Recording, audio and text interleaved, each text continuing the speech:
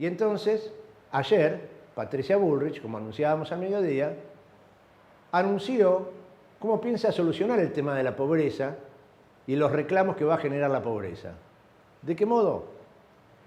Con un protocolo contra los piquetes, contra los cortes de calle, contra la protesta social. Así lo anunciaba. Por instrucción del presidente de la Nación, el Ministerio de Seguridad resuelve: 1. De las 4 fuerzas federales, más el Servicio Penitenciario Federal, que se ha unido a este ministerio, van a intervenir frente a cortes, piquetes o bloqueos, sean parciales o totales. La ley no se cumple a medias, se cumple o no se cumple. Nosotros la vamos a cumplir. Las fuerzas podrán intervenir de acuerdo a los códigos procesales vigentes, que es que si hay un delito infragante, delito que ya existe hace mucho tiempo, pero también hay una ley de fragancia, van a poder intervenir y será determinado los delitos hasta una nueva ley que se va a presentar a corto plazo, de acuerdo al artículo 194 del Código Penal. Serán identificados los autores, cómplices e instigadores de este tipo de delito. También se van a identificar a los vehículos, a sus conductores utilizados, se van a registrar todas las infracciones administrativas y o penales existentes y se va a proceder a incautar los vehículos que estén que no estén bajo las normas de tránsito. En el caso de participación de niños y adolescentes, se va a dar aviso a la autoridad competente de la protección de los mismos y se procederá a tener sanciones a aquellos que lleven niños y que no estén los niños cuando tienen que estar en las escuelas, estén en una manifestación, en una marcha o en un piquete. Todos los costos vinculados a los operativos de seguridad se les enviará la factura a las organizaciones o individuos responsables. El anuncio ya está hecho, las calles no se toman. Así que sepan que si se toma la calle va a haber consecuencias.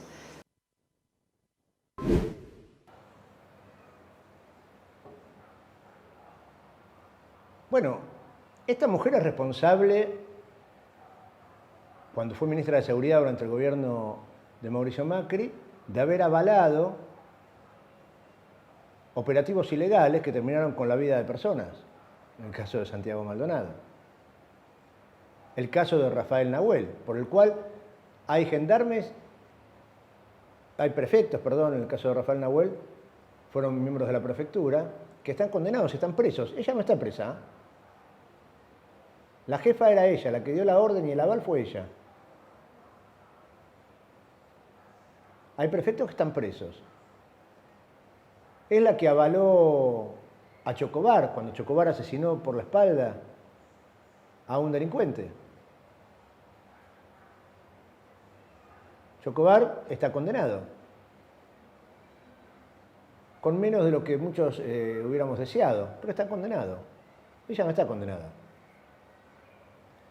Y ahora promueve esta barbaridad que está diseñada, ni más ni menos, para desde el ejercicio de la fuerza y el autoritarismo sostener medidas que son tremendamente impopulares, que van a beneficiar a los ricos y van a perjudicar a los sectores medios y los sectores empobrecidos de la Argentina. Esto es así.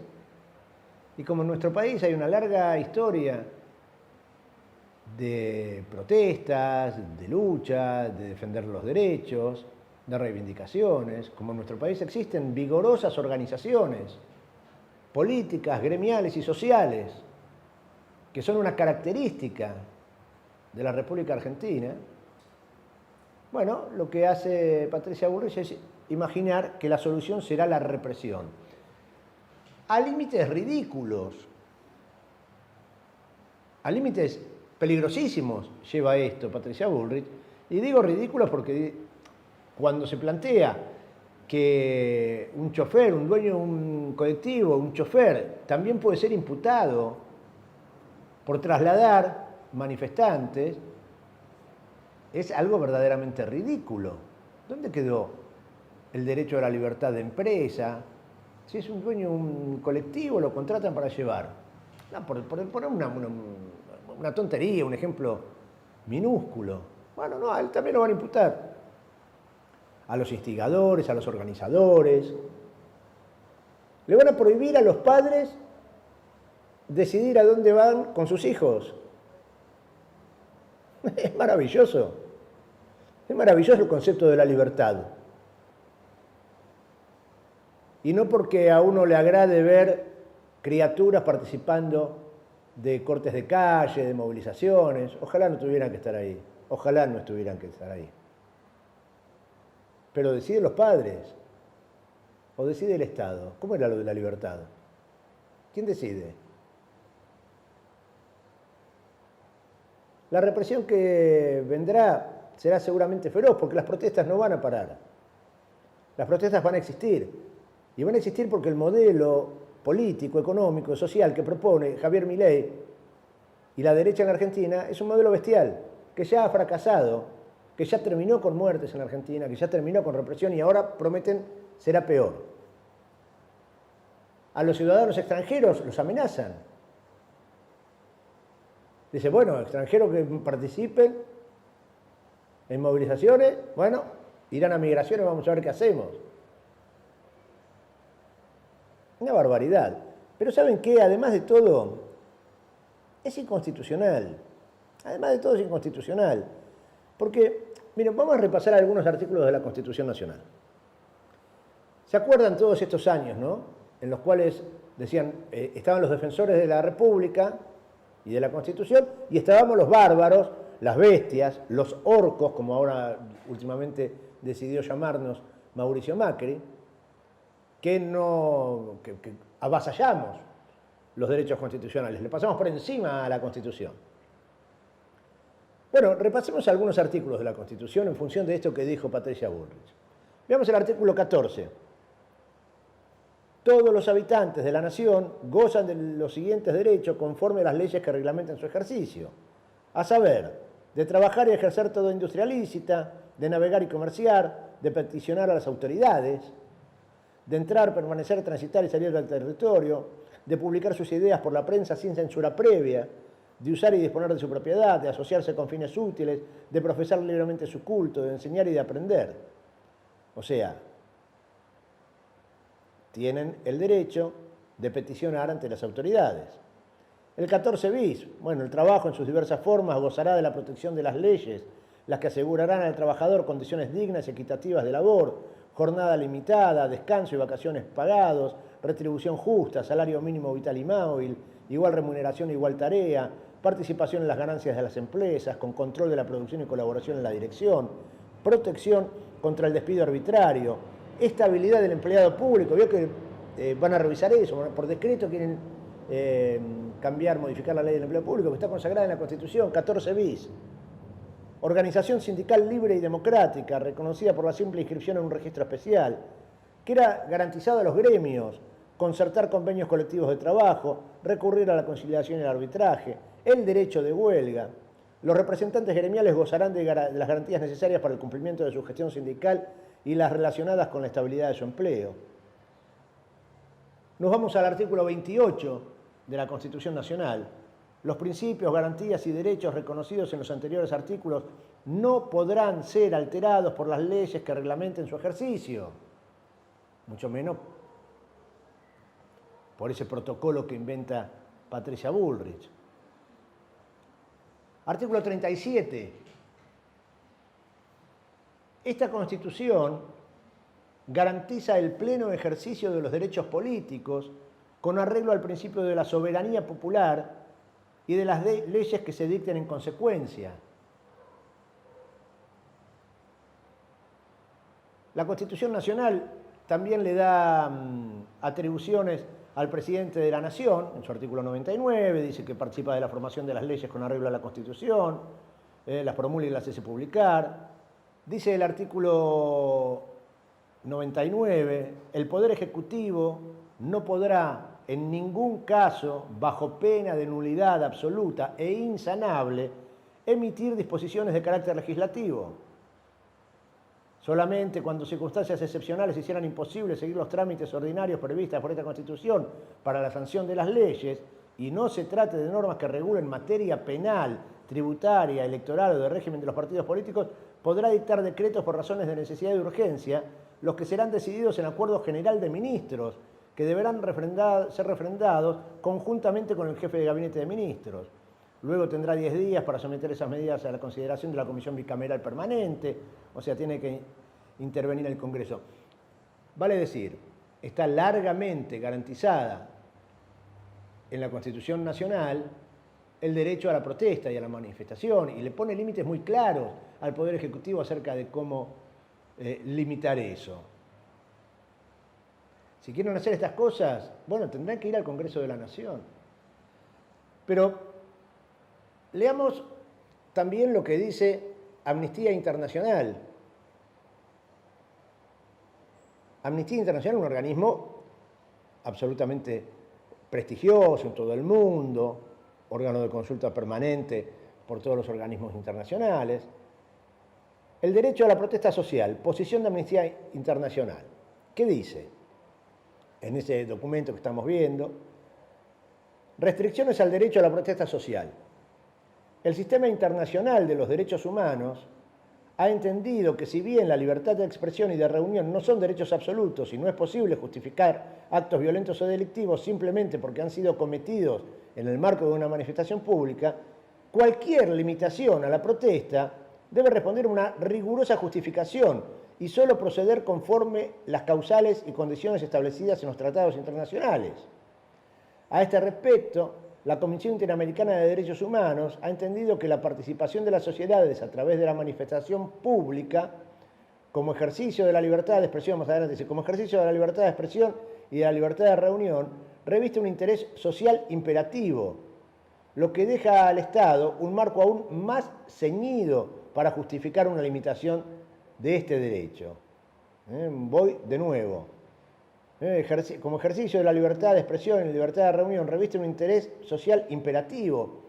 Como ese derecho reviste un interés social imperativo, el Estado tiene un marco mucho más pequeño para justificar una limitación de ese derecho. Continúa Amnesty International.